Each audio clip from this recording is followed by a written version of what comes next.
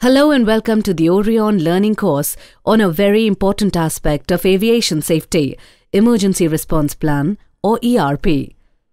In this course, we shall learn about the need for ERP in aviation, the genesis and framework of ERP, the duties and functions of each stakeholder in different emergency situations, The role of an airport and its ERP in the case of an accident, the role of airline operator and its ERP, the role of the ground service provider or ground handling agency and their ERP, the role of government agencies and their ERP, the role of each stakeholder in hijack situation, the role of each stakeholder in bomb threat, the emergency plans of the various stakeholders. Let us start with our first module, where we will understand why the aviation industry places such a high value on an ERP. Let us start by looking at the contradiction in aviation.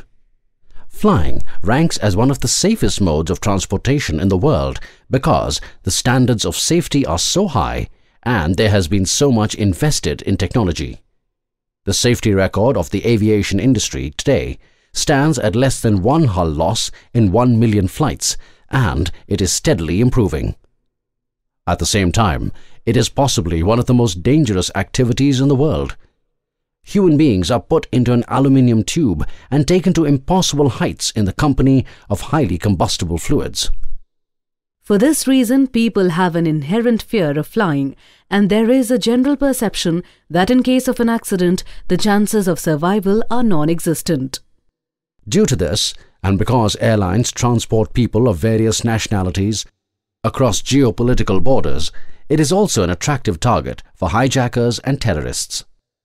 There is a clear understanding in the aviation industry that no matter how high the safety standards, the system and technology is created and managed by human beings, and is therefore not 100% foolproof. Mistakes do happen. We have also learned from experience that trying to find ways of dealing with an emergency after it has occurred is counterproductive and, in most cases, corporate suicide. It is also true that accidents and incidents involving aircraft invite negative media attention, which does not help the aviation industry in any way. These are the reasons why we have in place a specific plan to deal with various kinds of emergencies should they arise. This is what we refer to as an Emergency Response Plan or ERP, and is an essential part of civil aviation to ensure that stakeholders are not caught off guard in any situation. Accidents and terror threats by themselves are situations that cause anxiety and grief. But the way the emergency is handled has far-reaching impact on not just the concerned airline operator, but the industry as a whole.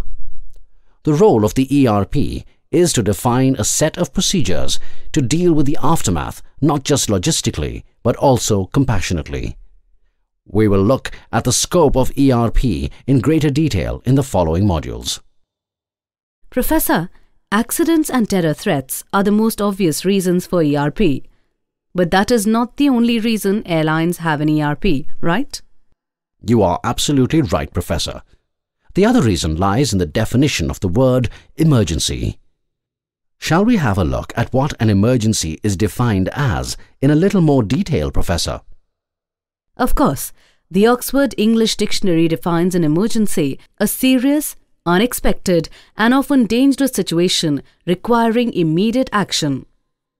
An emergency is also defined as a situation that is one of the following: immediately threatening to life, health, property, or environment, have already caused loss of life, health detriments, property damage, or environmental damage, have a high probability of escalating to cause immediate danger to life, health, property, or the environment.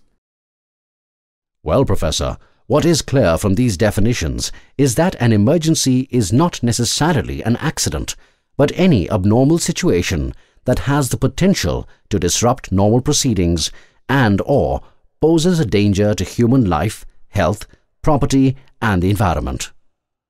Let us take a couple of examples to illustrate this. Let us assume that there was an air crash.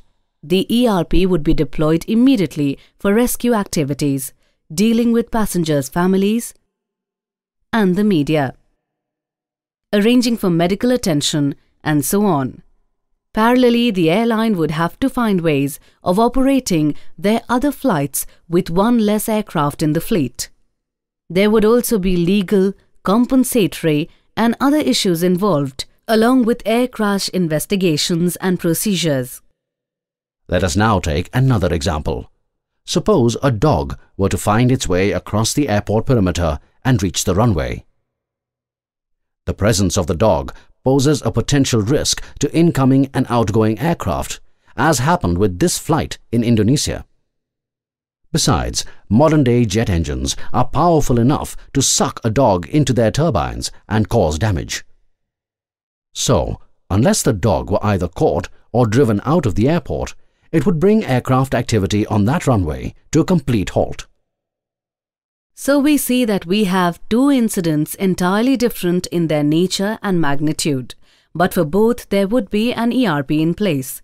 In the first case, because the situation had already caused damage and destruction, and there is a need for damage control and mitigation.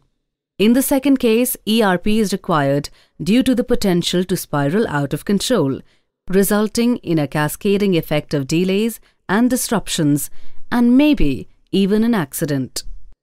What the aviation industry realizes is that although accidents and other emergencies such as terror threats are far more catastrophic in their consequences, the frequency of their occurrence is relatively low.